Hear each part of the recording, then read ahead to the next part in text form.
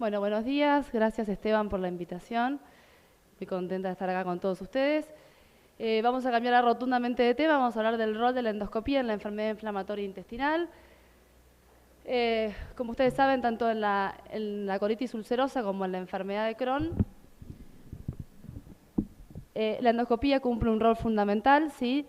En varios aspectos, tanto en el diagnóstico, ¿sí? Porque nos permite establecer el diagnóstico junto a la clínica y la anatomía patológica. Nos permite muchas veces diferenciar, de acuerdo a las características endoscópicas, la enfermedad de Crohn de la colitis ulcerosa y en algunas circunstancias excluir diagnósticos diferenciales. También es útil para el monitoreo de la enfermedad, nos permite evaluar la extensión, la severidad, la respuesta al tratamiento, si el paciente tiene remisión mucosa y también un rol muy importante en la detección de displasia. Y además también la endoscopía tiene un rol terapéutico, ¿sí? Porque también nos permite poder realizar, por ejemplo, dilataciones de estenosis, control del sangrado y en el caso de que encontráramos alguna displasia, poder realizar una polipectomía.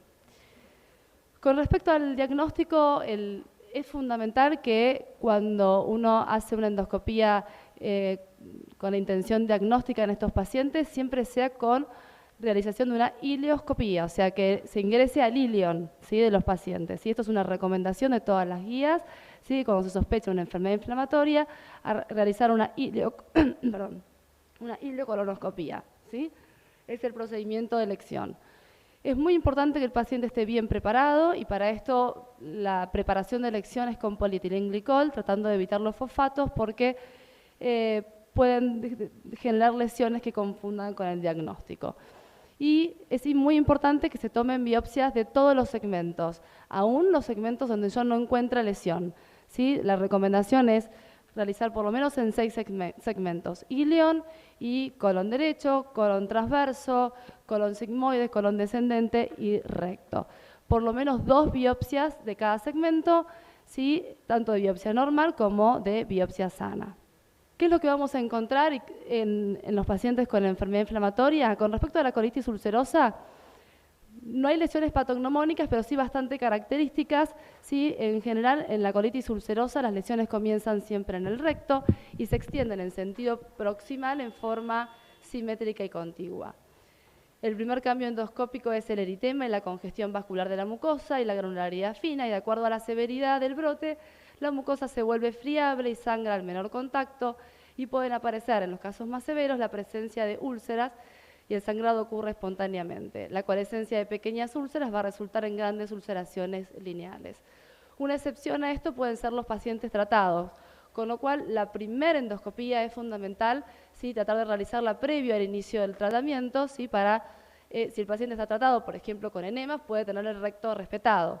En la enfermedad de Crohn, como sabemos, es una enfermedad que puede afectar cualquier sitio de la boca hasta el ano, si bien en el sector mayormente involucrado en la región ileocecal, con lo cual, como veíamos previamente, es fundamental realizar siempre la ileocolonoscopía. El compromiso, por lo general, en la enfermedad de Crohn es segmentario y asimétrico. En un porcentaje importante de pacientes el recto está respetado y puede haber compromiso ileal. El primer cambio endoscópico que uno va a ver son las erosiones aftoides, que pueden progresar a ulceraciones, que generalmente son serpiginosas, y que característicamente, a diferencia de la colitis ulcerosa, están rodeadas de mucosa de aspecto normal y eso le da como un aspecto en empedrado.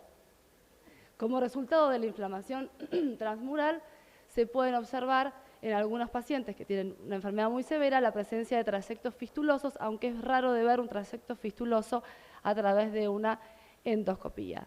También podemos ver complicaciones, como podemos ver estenosis, que pueden ser ileales o colónicas, que pueden ser inflamatorias o fibróticas.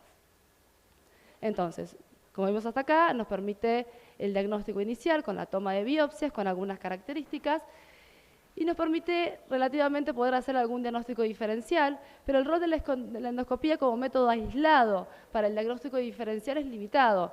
Hay muchas patologías que pueden simular una enfermedad inflamatoria intestinal, por eso es muy importante estos pacientes verlos en forma conjunta. El diagnóstico es siempre la clínica, los antecedentes, la endoscopía y el resultado de la histología. Dentro de los diagnósticos diferenciales es muy importante hacer el diagnóstico diferencial fundamentalmente con cualquier infección entérica. Con las colitis por drogas es muy importante descartar el consumo de AINES. Como ustedes saben, pueden generar lesiones en cualquier sector del tubo digestivo. De acuerdo a las características del paciente, uno deberá descartar si el paciente es añoso, tiene riesgo cardiovascular, que no tenga una colitis isquémica. Colitis segmentaria asociada a diverticulitis puede dar imágenes similares y la colitis por radiación también puede dar imágenes similares en la endoscopía. Otro de los diagnósticos diferenciales que es muy importante para nosotros que hacemos enfermedad inflamatoria, sobre todo en los pacientes con diagnóstico de colitis ulcerosa, es descartar la infección concomitante con citomegalovirus. El diagnóstico no se hace endoscópicamente, sino que a través de la histología y la serología, pero hay algunas características endoscópicas que a uno le pueden hacer sospechar que pudiera estar sobreagregado un citomegalovirus, como por ejemplo la presencia de ulceraciones irregulares, defectos de úlceras anchas con defectos, digamos, mucosos anchos, o ulceraciones que se denominan ensacabocado o perforada. Con respecto, dijimos que era parte inicial entonces en el diagnóstico y en el diagnóstico diferencial.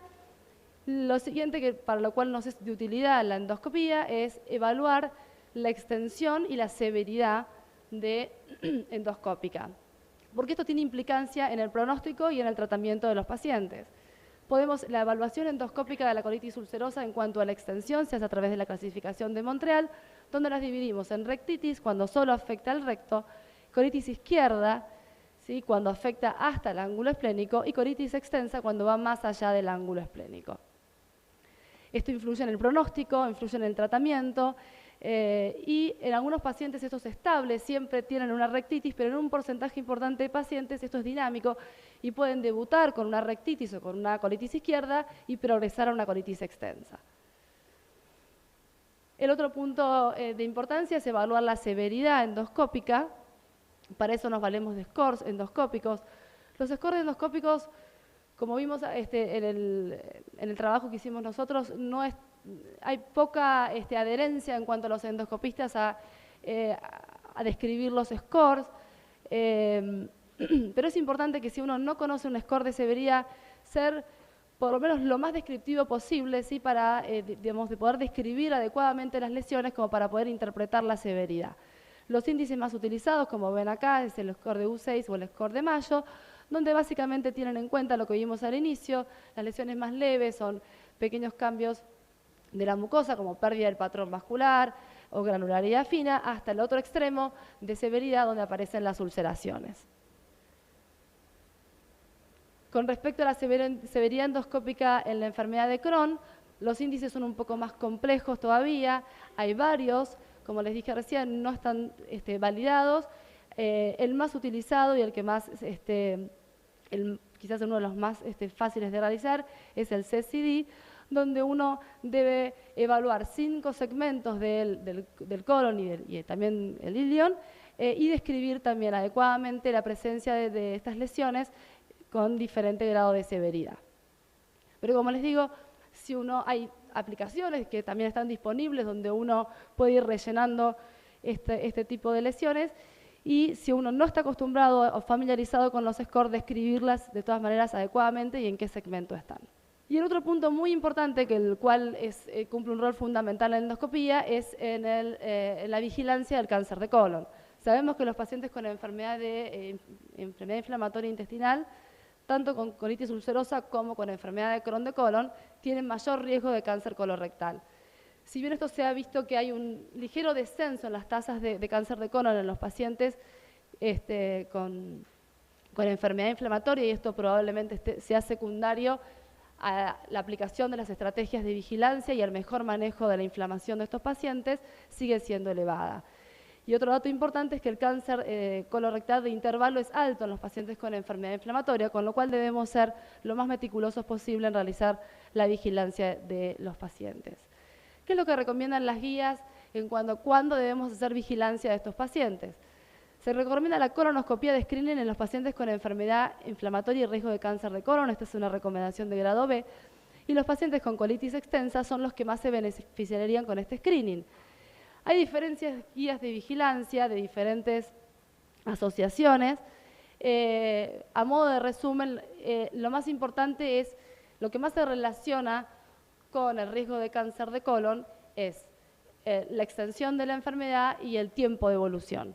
Entonces, está recomendado en la mayoría de las guías que a partir de los 8 a 10 años de evolución de la enfermedad, excepto para las proctitis tendrían un riesgo similar a la población general de cáncer de colon, pero para el resto de los pacientes está indicado a partir de los 8 a 10 años de evolución de la enfermedad comenzar con una estrategia de screening de cáncer de colon. Excepto los pacientes que tienen asociado una colangitis esclerosante primaria. Los pacientes que tienen una colangitis esclerosante primaria se les debe realizar colonoscopías de screening desde el diagnóstico, porque esos pacientes tienen mucho mayor riesgo de cáncer de colon. Cada cuánto hacemos esa vigilancia también es variable en las diferentes guías. Este es el último consenso de la ECO, que es la Asociación Europea para los Pacientes con Enfermedad Inflamatoria Intestinal, y los divide en pacientes de alto riesgo, de riesgo intermedio y de bajo riesgo. Los pacientes de alto riesgo consideran aquellos pacientes que tienen estenosis, displasia previa, colangitis esclerosante primaria o una colitis extensa severa y sugieren hacer colonoscopías anuales. En cambio, los pacientes con un riesgo intermedio, que podrían ser aquellos que tienen una colitis izquierda, colitis extensa de leve a moderada, pólipos postinflamatorios, que antes los llamábamos pseudopólipos, o un familiar de primer grado con un cáncer colorectal mayor a 50 años, hacer una colonoscopía cada 2 o 3 años. Y cuando no cumplen con estos criterios, se podrían realizar colonoscopías cada 5 años. Una cosa de muchísima discusión es cómo se hacen estas, y esto ya es metiéndonos más en el ámbito endoscópico, es cómo hacemos la vigilancia de estos pacientes, ¿no? Históricamente, las guías recomendaban hacer biopsias randomizadas de todo el colon, ¿sí? En total hay que hacer 33 biopsias en 4 cuadrantes cada 10 centímetros. Esto lleva mucho tiempo y lo que se ha visto es que hay muy poca adherencia por parte de los endoscopistas. Lo que se fue viendo posteriormente es que hay una realidad, es que la mayoría de las lesiones con displasia son visibles endoscópicamente. ¿Sí? En la mayoría de los trabajos, más del 90% de las lesiones son visibles endoscópicamente. Y si esto lo asociamos a que hoy por hoy contamos con técnicas que tienen una mejor calidad de imagen, como la endoscopía de alta resolución, que hoy por hoy, por lo menos acá en nuestro país, más del 50% de los centros cuentan con endoscopía de alta resolución, y el desarrollo de nuevas técnicas para evaluar la displasia, como son las imágenes con contraste, con colorantes vitales, eso lo denominamos cromoendoscopía, que puede ser con índigo carmín o con azul de metileno, o la cromoendoscopía virtual, que puede ser a través de son filtros o a través de una manipulación del software del procesador, como puede ser el NBI, el FAIS o el iScan. Y bueno, más a futuro la endoscopía con autofluorescencia. Entonces, en el 2015 se desarrolló un consenso, que es el consenso ESCENIC, que tiene algunos puntos bastante discutidos, pero se llegó al consenso de cuál sería la mejor manera de hacer la vigilancia. Y hay algunos statements que son interesantes, que es cuando se realiza la vigilancia con endoscopio estándar, es decir, que no es de alta definición, se recomienda agregar la cromoendoscopía, fundamentalmente la cromoendoscopía vital, en lugar de hacer una colonoscopía con luz blanca. Y esta es una recomendación fuerte. Si yo tengo entre 2 métodos, es preferible hacer la vigilancia con endoscopios de alta resolución, porque esto detecta mayor número de displasia. Y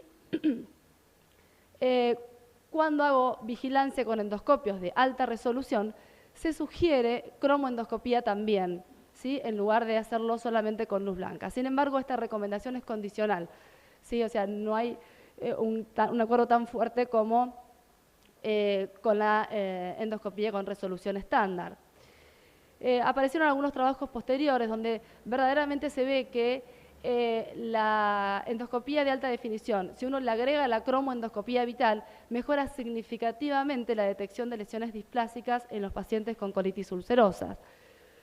Mayor discusión hubo, y sobre todo porque el consenso ESCENIC no recomienda la cromoendoscopía vital y no la cromoendoscopía electrónica, porque vieron en algunos trabajos que el NBI no mejoraba la detección de neoplasia comparado con la endoscopía de alta definición. Pero trabajos posteriores, que por ejemplo uno del año pasado, están evaluando que hay en algunos trabajos que la cromoendoscopía virtual, sobre todo el MBI, podría tener un rédito similar a la cromoendoscopía vital para evaluar a los pacientes con displasia.